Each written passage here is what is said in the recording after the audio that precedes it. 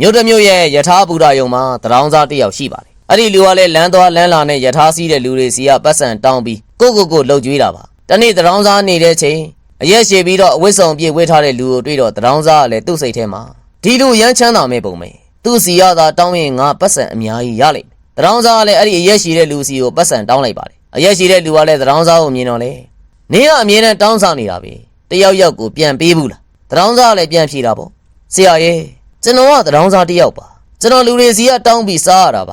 သူများကိုပြန်ပေးဖို့ကျွန်တော်ဘာမှမတတ်နိုင်ဘူးမင်းသူများကိုဘာမှမပေးနိုင်ရင်မင်းမှတောင်းခွင့်လည်းမရှိဘူးငါစီးပွားရေးလုပ်တဲ့သူတယောက်မို့လို့လေအပေးအယူလုပ်တာကိုယုံနေနင့်မှာငါ့ကိုပေးဖို့တခုခုရှိမှငါနင့်ကိုအစားထိုးတဲ့အနေနဲ့တခုခုပြန်ပေးမှာအဲ့ဒီလိုပြောပြီးတော့အရက်ရှိတဲ့လူကလည်းယထာဘောကိုတက်သွားတာပေါ့တရောင်းစားကလည်းအဲ့ဒီလူပြောတဲ့စကားတွေကိုသေချာထိုင်တွေးတယ်အရက်ရှိတဲ့လူပြောသမျှစကားတွေကလည်းတရောင်းစားရဲ့ရင်ထဲကိုထိသွားခဲ့တာပေါ့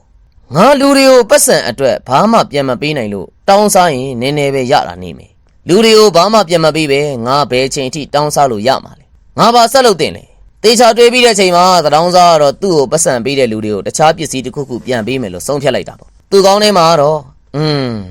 ့ပတ်စံပေးတဲ့လူတွေကိုသူဘာပြန်ပေးရရင်ကောင်းမလဲဆိုတဲ့ကိစ္စကိုတေချာတွေးတယ်အချိန်ကလည်းနှစ်တည်ကြာသွားပြီမဲ့သူ့မေးခွန်းရဲ့အဖြေကိုသူမရခဲ့သေးဘူးတတိယမြောက်တဲ့နေ့သူဘူတာမှာထိုင်နေတဲ့အချိန်မှာပဲယထာလမ်းမှာပေါက်နေတဲ့ပန်းတွေကိုတွေ့ခဲ့တာပေါ့ပန်းတွေကလည်းဘူတာတစ်ဝိုက်မှာထလှပပအများကြီးပေါက်နေတာတရောင်းစားကလည်းသူ့ကိုပတ်စံပေးတဲ့လူတွေကိုပန်းပြန်ပေးရင်ကောင်းမလားတွေးမိတာပေါ့အဲ့ဒီကြံကိုလည်းသူကြိုက်သွားပြီးတော့ဘူတာနာပန်းတွေကိုခူးတရောင်းစားလည်းယထာဘောတက်ပြီးတော့ပတ်စံပတ်တောင်းပါတယ်ယထာဘောကလူတွေကသူ့ကိုပတ်စံပေးရင်တရောင်းစားကလည်းပြန်ပေးတဲ့အနေနဲ့လူတွေကိုပန်းပြန်ပေးတယ်ပန်းကိုလူတွေကလည်းပြုံးပျော်ပြီးတော့ယူကြပါတယ်အခုတရောင်းစားကလည်းသူ့ကိုပတ်စံပေးတဲ့လူတန်းကိုပြန်ပေးတဲ့အနေနဲ့ဘူတာတစ်ဝိုက်မှာခူးထားတဲ့ပန်းပင်တွေဖြစ်ပါတယ်ရက်ပိုင်းလောက်ကြတော့တောင်းစားနေတဲ့လူကလည်းတခုတော့သတိထားမိသူပန်းပေးတဲ့ချင်းအားစပြီးပတ်စံနေပို့ရနေခဲ့တယ်သူဘူတာတစ်ဝိုက်မှာရှိတဲ့ပန်းတွေအကုန်ခူးပြီးတော့ပတ်စံပေးတဲ့လူတွေကိုပန်းပြန်ပေးပါတယ်ပန်းကုန်သွားတဲ့ချိန်သူပတ်စံထပ်မရတော့နေတိုင်းဒီလိုဖြစ်လာတာပေါ့တနေ့မှာတော့သူတောင်းစားနေတဲ့အချိန်အရင်ကအရက်ရှိတဲ့လူကိုလည်းယထာဘောထိုင်နေတာတွေ့ခဲ့တာပေါ့အဲ့ဒီလူကြောင့်ပဲသူပတ်စံအတွက်ပန်းပြန်ပေးတဲ့အကြံကိုရခဲ့တ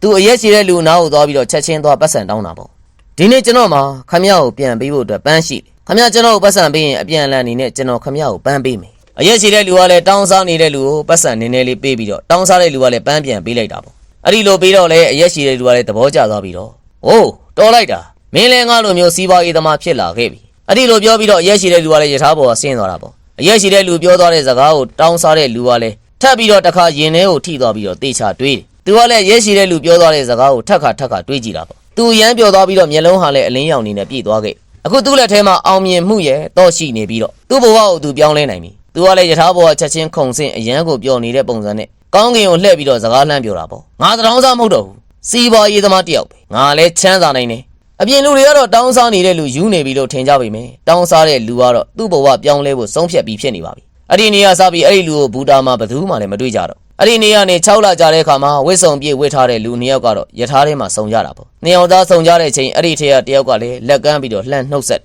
်တယောက်ကလည်းစကားဆပြောပြီးတော့လေကျွန်တော်မှတ်မိလားလို့မေးတော့လေနောက်တယောက်ကတော့ငါမှတ်မိသလားငါတို့ပထမဦးဆုံးစုံကြတာပေါ့လားပထမသူကလည်းပြန်ပြောတာပေါ့ဒါကျွန်တော်တို့ပထမဦးဆုံးအကြိမ်စုံကြတာမဟုတ်ပါဘူးတတိယအကြိမ်စုံကြတာပါလို့ပြောတာပေါ့ဟုတ်လားကျွန်တော်မမှတ်မိဘူးရှင်းနှစ်ခေါက်ကဘယ်နေရာမှာစုံကြတာလဲအဲ့ဒီနောက်ပထမသူကလည်းပြုံးပြီးတော့ပြန်ဖြေတာပေါ့ပထမနှစ်ခေါက်တုန်းကကျွန်တော်တို့ဒီရထားပေါ်မှာပဲစုံခဲ့ကြတာပါပထမတစ်ခေါက်စုံတော့ကလည်းခမရကျွန်တော်ကိုဘာလုပ်တင်နေဆိုပြီးလမ်းညွှန်ခဲ့ဒုတိယတစ်ခေါက်ကျတော့ကျွန်တော်ဘယ်လိုလူမျိုးဖြစ်တယ်ဆိုတာကိုသိအောင်ပြောပြခဲ့ဒုတိယလူကလည်းပြုံးပြီးတော့အံ့ဩတဲ့ပုံစံနဲ့စကားပြန်ပြောတာပေါ့အိုးမှတ်မိပြီမင်းကဟိုတောင်းစားတာကိုငါပေးဖို့ညင်းခဲ့တဲ့တယောက်မလားဒုတိယတစ်ခေါက်ကျတော့ငါမင်းစီကနေပန်းဝယ်ခဲ့တယ်လေဒီနေ့ဝစ်စုံအပြည့်နဲ့ဘယ်သွားမလို့လဲအခုရောဘာတွေလုပ်နေလဲဟုတ်တယ်ငါအဲ့ဒီတောင်းစားတဲ့သူပဲအခုငါပန်းကုန်တယ်ဖြစ်နေပြီအခုလဲပန်းကိစ္စနဲ့ပဲတခြားမြို့ကိုသွားနေတာခဏနေတော့ပထမလူကလည်းထပ်ပြောတာပေါ့ပထမတစ်ခေါက်စုံတဲ့ချိန်တုန်းကခမရကျွန်တော်ကိုလောကသဘာဝတရားဖြစ်တဲ့အပေးယူကြောင်းကိုလည်းသိလာခဲ့ရတယ်လောကမှာကိုယ့်ဘက်ကတစ်ခုခုပေးနိုင်မှတစ်ခုခုပြန်ရတယ်ဆိုတဲ့သဘောတရားကိုကျွန်တော်နားလည်ခဲ့